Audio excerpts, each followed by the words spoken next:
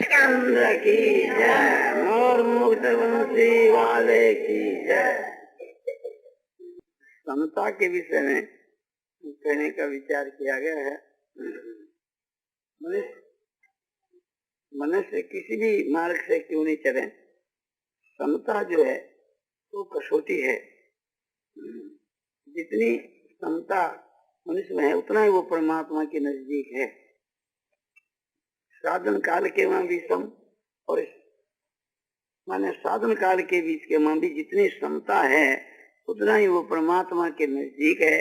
और सिद्ध काल के बीच में तो सर्व प्रकार से समता उसमें आई जाती है। और परमात्मा का स्वरूप जो है वही सम है। ये जो समता जो गुण है ये एक प्रकार का भाव है, ये एक प्रकार की कसौटी है।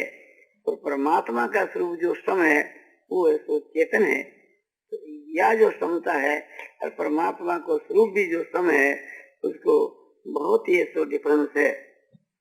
या तो एक प्रकार से बुद्धि की वृत्ति है यह जो समता है, और वो समता परमात्मा को स्वरूप है। इस समता को तो समझो कि मनुष्य में ज्ञान हो है, और या तो एक प्रकार से मन की समता, बुद्धि की समता। मन और बुद्धि एक ही चीज है, अंतःकरण है। मनन करने के समय उसी अंतःकरण का नाम मन है, और निश्चय करने के समय उसी का नाम बुद्धि है। भगवान कहते हैं कि ये तेरे जिते सर्गो ऐसा सामे स्थितं मनो निर्दोषं ही समं ब्रह्म तस्मात् ब्रह्मणि ते चिता। जिनका मन समता में स्थित है उन पुरुषों ने यही संसार को जीत लिया। अर्थात यूं समझो उन पुरुषों के द्वारा यहाँ संसार जीता गया। अर्थात वे जीवन मुक्त पुरुष हैं जिनका मन समता में स्थित है। ब्रह्म जो है सो निर्दोष है और सम है, इसलिए जिनकी समता में स्थिति है उनकी ब्रह्म में स्थिति है।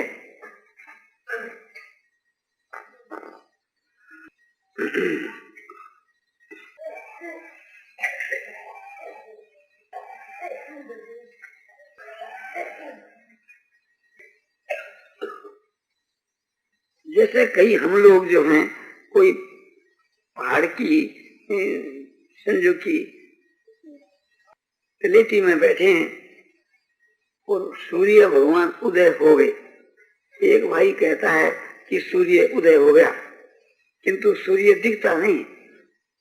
दूसरे ने कहा कि सूर्य उदय हो गया, इसके लिए क्या प्रमाण है कि देखो इस पहाड़ की चोटी के ऊपर धूप आ गई। ये जो धूप जो है बिना सूर्य के नहीं हो सकती। तो पहाड़ की चोटी पर धूप को देख कर करके ये निश्चय किया गया कि सूर्य उदय हो गया। तो सूर्य जो है वो धूप से एक प्रकार से अलग है। सूर्य से ही है धूप, किंतु सूर्य तो धूप से अलग है। तो इसी प्रकार से थी यह जो समता है, सिद्ध पुरुष के हृदय में जो समता है वो परमात्मा से ही है, किंतु परमात्मा उससे भिन्न है।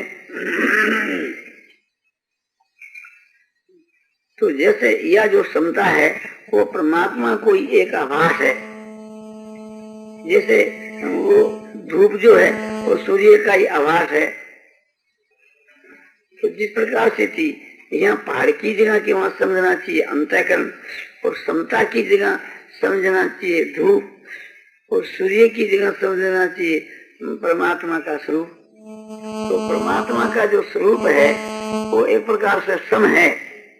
तो संसार के में जो ये समता जो वृत्ति है वो उसे परमात्मा का ही एक आभास यानी प्रतिबिंब है। जैसे चंद्रमा का जो प्रतिबिंब है वो चंद्रमा से ही है।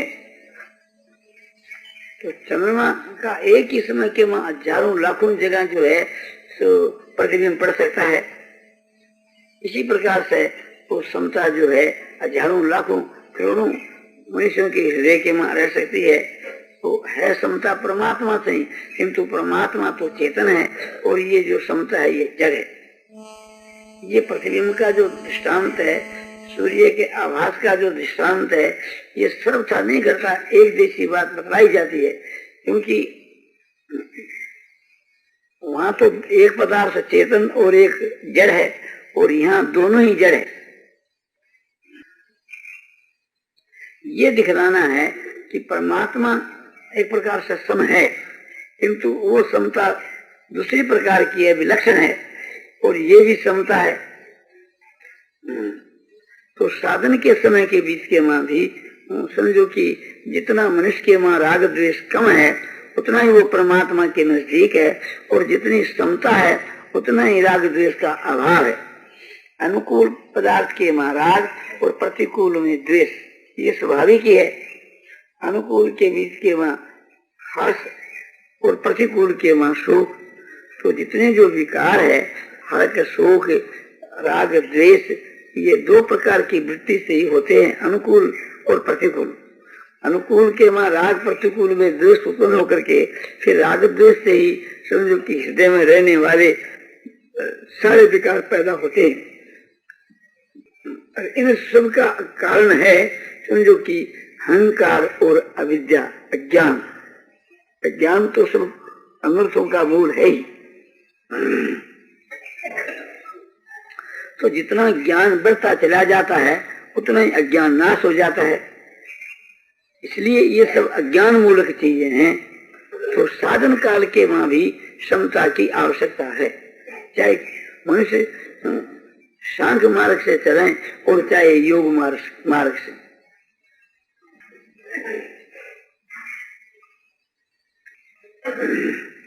योगस्य कुरु कर्माणि सन्नं त्यक्त्वा धनंजय सिद्ध सिद्धो समो भूत्वा समत्वं योग उच्यते। अर्जुन, तू योग के स्थित होकर के और कर्मों का आचरण कर, आसक्ति से रहित होकर, यानी आसक्ति का, हे धनंजय, आसक्ति का त्याग करके तू योग में स्थित होकर के और शास्त्रविद कर्मों का आचरण कर। कर्मों के मां सिद्धि और सिद्धि के मां जो समता है उसी का नाम योग है। इसी प्रकार से समझो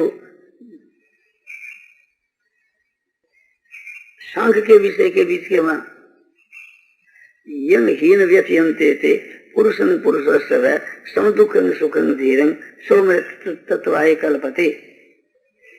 जो इन्हें सुख दुख और हर्ष शोक शीत उष्ण आदि के द्वारा जो व्यथित नहीं होता है, इनके द्वारा जो व्यथित नहीं होता है, वह धीर माने ज्ञानी पुरुष सुख दुख में जो सम है, वह परमात्मा की प्राप्ति के लिए, ब्रह्म प्राप्ति के लिए समर्थ है, यानी वो ब्रह्म प्राप्ति के लिए पात्र है।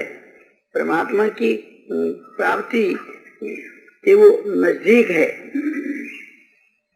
जिसके मन सम भाव है, जो सुख और दुख में सम है, और समझो कि किसी प्रकार के विकारों से जो विचलित नहीं किया जा सकता है, ऐसा जो धीर स्थिर प्रज्ञ ज्ञानी महात्मा पुरुष है, समझो परमात्मा की प्राप्ति के लिए योग समझा जाता है। तो यहाँ समझो कि ये सांख्य का विषय है, जो गीता की दूसरी अध्याय के 15 के श्लोक में बताया गया। और वो पहला जो है गीता की दूसरी अध्याय के 48 के श्लोक में बताया गया। देली दीपक न्याय की जो भगवान अर्जुन को गीता की दूसरी अध्याय के 38 के श्लोक में कहते हैं कि सुख दुखे समय कृत्वा लाभा लाभम जया जयु ततो युद्धा युज्यस्व नैवं पापमुवाप्स्यसि। सुख दुख को, लाभ हानि को और जय पराजय को समान समझ करके तू युद्ध है सो कर, युद्ध के लिए ही तू युद्ध है सो कर, अर्थात समझो कि अपना कर्तव्य समझ करके युद्ध है सो कर। इस प्रकार से करने से तू पाप को प्राप्त नहीं होगा। और ऐसा थे भीता सांख्य, ये समता की बात मैं तेरे प्रति सांख्य के विषय में पहला कह चुका, जो आपको अभी बतलाया गीता की दूसरी अध्याय के 15 के श्लोक में।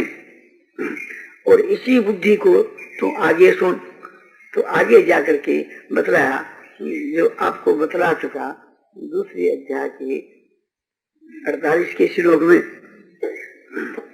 तो साधन काल के बीच में विषमता की आवश्यकता है। मनुष्य किसी भी दृष्टि से कर्मों का आचरण करें, या सांख्य योग की दृष्टि से या कर्म योग की दृष्टि से, समता ही उसकी कसौटी है। और इसी प्रकार से थी सिद्ध अवस्था के मां भी। सिद्ध अवस्था के मां भगवान कहते हैं सम शत्रु च मित्रे च तथा मानापमानयो शीतोष्ण सुख दुखेषु समय संग विवर्जित तुल्य निंदा स्तुतिर मोहनी संतुष्टो येन केनचित अनिकेत स्थिरमती भक्तिमान में प्रियो नर। सम शत्रु च मित्रे च, जो शत्रु और मित्र के मां सम है। महात्मा पुरुष की दृष्टि में न तो कोई शत्रु है और न कोई मित्र है, किंतु एक आदमी उसके साथ में शत्रुता करता है और एक आदमी उसके साथ में मित्रता करता है। तो उन दोनों के वहां ही उनका समभाव है।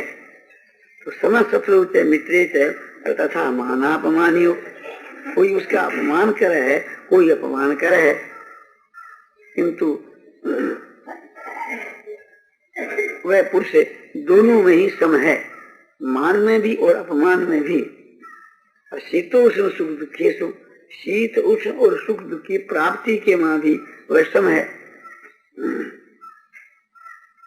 सब में आसक्ति से रहित है। तुल्य निंदा स्तुतिर मोहनी, निंदा और स्तुति भी दोनों उसके समान है, क्यों वह समझता है कि निंदा और स्तुति जो होती है वो नाम की होती है, तो मैं नाम से रहित हूँ।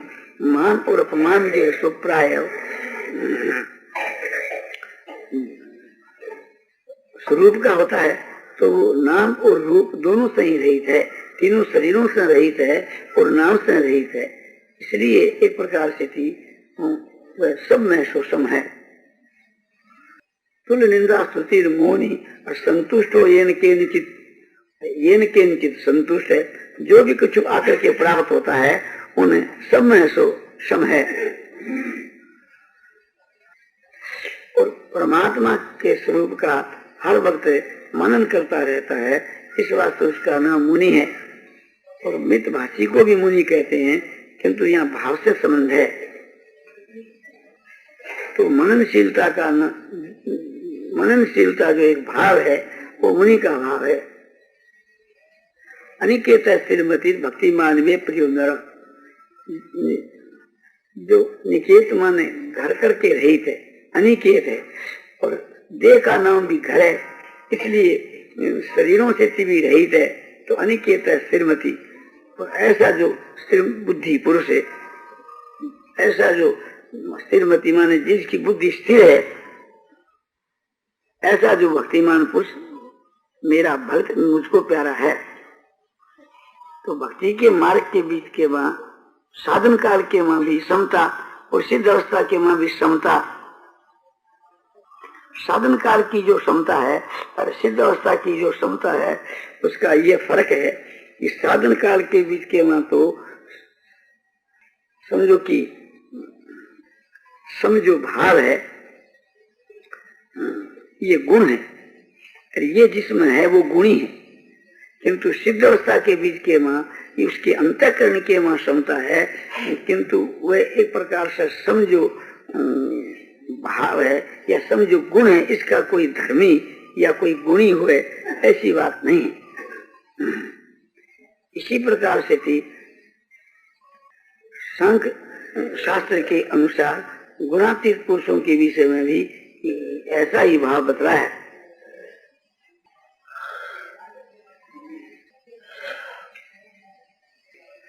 सुख दुख सम स्वस्थ समलोष्टा सम कांचन तुल्य निंदा सुख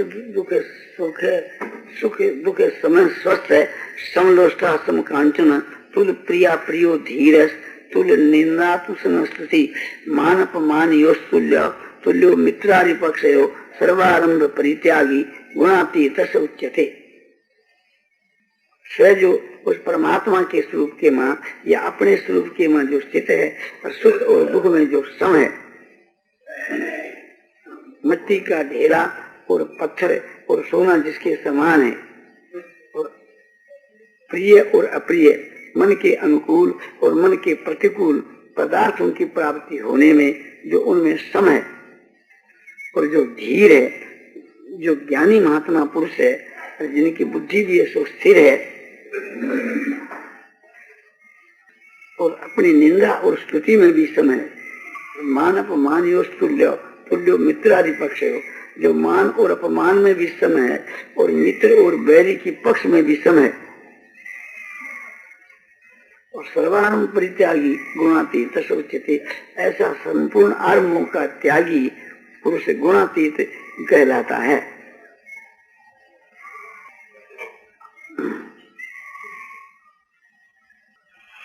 तो अब ये विचार करना चाहिए कि किसी भी मार्ग से कोई क्यों नहीं चले, आखिर के बीच क्यों ना उसमें समता आ जाती है।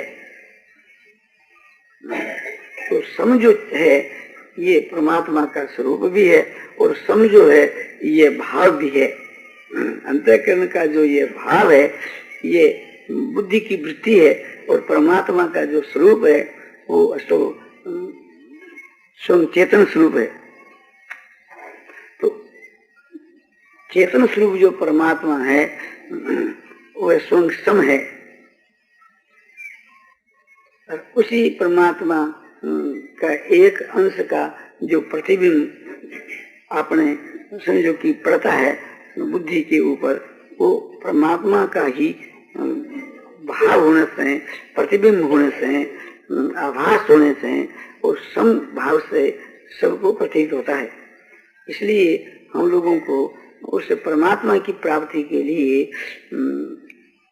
मन और बुद्धि के मां सम भाव रखना चाहिए। जैसे सम भाव है ऐसे ही सत्य भाव है कि परमात्मा सो सत्य है। हमारे हृदय के बीच के मां जो एक सत्य जो भाव रूप है वो एक प्रकार से बुद्धि की वृत्ति है, और हमारा जो व्यवहार के मां जो सत्ता है वो भी एक प्रकार से बुद्धि की वृत्ति है। हमारा जो भाषण है सत्य वो भी एक प्रकार से उसी का कार्य है। तो इस प्रकार से जो कार्य के मां सतता है, व्यवहार में सतता है, वाणी में सतता है, हृदय के मां सतता है, ये सब परमात्मा से है। किंतु ये सब जो है क्रिया और जो भाव है ये परमात्मा से होने के कारण से इसके साधन से परमात्मा की प्राप्ति होती है, क्योंकि परमात्मा भी सत्य है और ये भी सत्य है। तो परमात्मा जो सत्य है वो चेतन स्वरूप है, और ये जो सत्ता है यह जड़ सत्ता है। तो जिस प्रकार से थी समता इसी प्रकार से थी सतता। तो सत्य जो है तो उसके साधन से भी परमात्मा की प्राप्ति हो जाती है, और सम के साधन से भी परमात्मा की प्राप्ति हो जाती है, क्योंकि परमात्मा सो सत्य है और परमात्मा सो सम है, और ये सब परमात्मा से ही है। जैसे चंद्रमा के प्रतिबिंब को लक्ष्य रखने से वो चंद्रमा का प्रतिबिंब जो है चंद्रमा रूपी बिंब को जता देता है, वो पकड़ा देता है। इसी प्रकार से ये जो सतता है और समता है ये परमात्मा सही होने के कारण से परमात्मा को लक्ष्य कराने के वहाँ इनकी पूरी शक्ति है। इसलिए हम लोगों को सत्य जो स्वरूप है, सम जो स्वरूप है, उसका आसरा लेना चाहिए, यानी उसका साधन करना चाहिए। इस साधन से साध्य की प्राप्ति हो जाती है। ये जो बतलाया गया ये एक प्रकार से साधन बतलाया गया। तो सतता को लक्ष्य में रख करके हम चलें तो परमात्मा को प्राप्त हो सकते हैं, और समता को लक्ष्य रख करके चलें तो परमात्मा को प्राप्त हो सकते हैं। नारायण नारायण नारायण श्रीमन नारायण नारायण वर रामचंद्र की जय, और मुक्त वंशी वाले की जय। 4 प्रकार के भक्त होते हैं। भगवान कहते हैं गीता में चतुर्विधा भजन्ते मां जना सुकृति नोर्जुन आर्तो जिज्ञासु रसार्थी ज्ञानी च वर्तर्षभ। हे भगवंशियों श्रेष्ठ अर्जुन, इस संसार में उत्तम कर्म के करने वाले 4 प्रकार के मेरे भक्त होते हैं। अर्थार्थी, आर्थ, जिज्ञासु और ज्ञानी। चारों ही सुकृत है और चारों ही श्रेष्ठ है और चारों ही उद्धार है, माने सभी श्रेष्ठ है और सभी एक प्रकार से आखिर में मुक्त हो जाते हैं। फिर भी इन चारों के बीच के वहां अर्थार्थी की अपेक्षा आर्थ श्रेष्ठ है और आर्थ की अपेक्षा जिज्ञासु और उसकी भी अपेक्षा ज्ञानी। ज्ञानी सबसे श्रेष्ठ। अर्थार्थ किसको कहते हैं? अर्थ की कामना वाले, जो अर्थ के लिए बसते हैं। अर्थ का मतलब है कि जैसे रुपया है या और समझो कि संसार के जितने पदार्थ ये सभी अर्थ है, तो संसार के पदार्थों की प्राप्ति के उद्देश्य से जो बसते हैं। भजने के पहले या भजने के समय के बीच के मां जिनका ये उद्देश्य है कि मुझको रुपया मिले या राज मिले, वे अर्थार्थी। ध्रुव जी जो है राज की कामना को लेकर के भगवान को भजने के उद्देश्य से निकले थे। आगे जाकर के उनकी कामना भी मिट गई, किंतु आरंभ में उद्देश्य जो वही था, इसलिए भगवान ने उनको राज भी दिया और मुक्ति भी दी। उससे वे श्रेष्ठ है कि भजने के समय तो कोई कामना नहीं है और कामना के उद्देश्य से बचते भी नहीं है, बचते तो प्रेम से ही है, किंतु आपत्ति पड़ने पर, संकट आने पर, संकट की निवृत्ति के लिए भगवान से प्रार्थना करते हैं। तो ये आतुरता के समय में, संकट के समय के मां भगवान को भजते हैं। जैसे द्रौपदी में जब जब संकट आता था वो भगवान को पुकारते।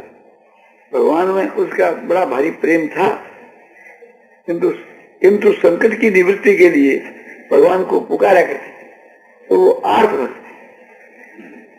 अर्थार्थी से इसलिए वो श्रेष्ठ है कि उसके भजने का उद्देश्य संकट निवारण नहीं, भजना तो उनका प्रेम से ही है, किंतु आपत्ति आने पर भगवान से अर्ज की जाती है। उससे भी श्रेष्ठ वे भक्त हैं जो जिज्ञासु, संकट करने पर भी संकट की निवृत्ति के लिए भगवान से प्रार्थना नहीं करते, अपनी आत्मा के कल्याण के लिए, आत्मा के उद्धार के उद्देश्य से ही भरते। तो संसारिक कामना के लिए, संसारिक पदार्थों के लिए नहीं भरते और नए भारी से भारी संकट पड़ने पर भी उसकी निवृत्ति के लिए ही भरते हैं। ये उनका उद्देश्य नहीं रहता। उनका उद्देश्य तो केवल यही रहता है कि हमारी आत्मा का उद्धार हो जाए, आत्मा का कल्याण हो जाए। जैसे उद्धव जी, उससे भी वे श्रेष्ठ है जो निष्काम भाव से भजते हैं। 3 जो है उनमें थोड़ा अज्ञान है, इस वास्ते वे ज्ञानी नहीं। मुक्ति की भी जो इच्छा है वो भी एक प्रकार से कामना ही है। मुक्ति भी नहीं चाहते, मुक्ति की भी कामना नहीं रखते, अपने कर्तव्य समझ करके भगवान को प्रेम से भजते हैं। प्रेम जिनका उद्देश्य है, भगवान में जो पराभक्ति वही अपने समझो की भक्ति है, भगवान में परम जो प्रेम है वही उत्तम दर्जे की भक्ति है। तो उनके साधन काल के वहां भी प्रेम और समझो कि उनका उद्देश्य भी प्रेम, प्रेम के लिए ही भगवान से प्रेम करते हैं और प्रेम का कोई अन्य उद्देश्य नहीं रहता। अथवा जिनको परमात्मा की प्राप्ति हो चुकी और वे भी भगवान को भजते हैं, क्योंकि भगवान को भजने ही, और जब भगवान के भजन से भगवान मिल गए हैं तो फिर उसके बाद में उनका तो भजन और है, उच्च कोटि का होना चाहिए।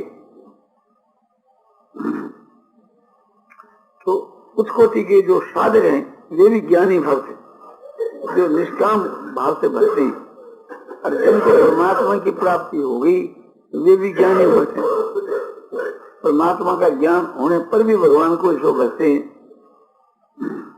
तो इस प्रकार के ये 4 श्रेणी हुई। इनमें चौथी श्रेणी वाले सबसे श्रेष्ठ हैं, क्योंकि उनके भीतर में कामना ही नहीं है। और ये भी उनका उद्देश्य नहीं है कि निष्काम भाव होने से भगवान शीघ्र मिलते हैं। ये भी एक सूक्ष्म प्रकार से कामना ही है। और ये कामना है तो कोई दोष भी नहीं है, ये तो एक प्रकार से निष्काम भाव ही है। जब मुक्ति की कामना भी शुभ कामना मानी जाती है तो इसकी तो बात ही क्या है। संसारिक जो कामना है वही नीचे दर्जे की है। इसके लिए फिर भगवान कहते हैं तेषां ज्ञानी नित्य युक्त एक भक्ति विशिष्ट थे, प्रियो ही ज्ञानी हंसत मम प्रिय। उन चारों प्रकार के भक्तों के बीच के वहां नित्य युक्त एक भक्ति वाला जो ज्ञानी है वो श्रेष्ठ है।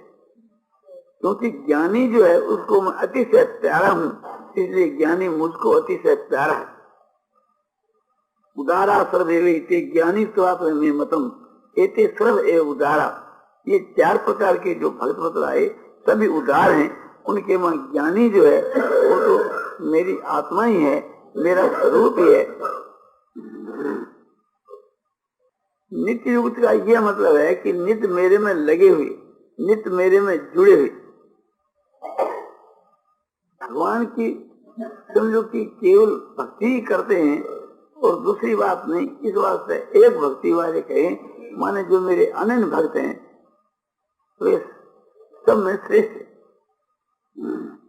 क्योंकि ज्ञानी को मैं अतिशय प्यारा हूं, इसलिए ज्ञानी मुझको अतिशय प्यारा है।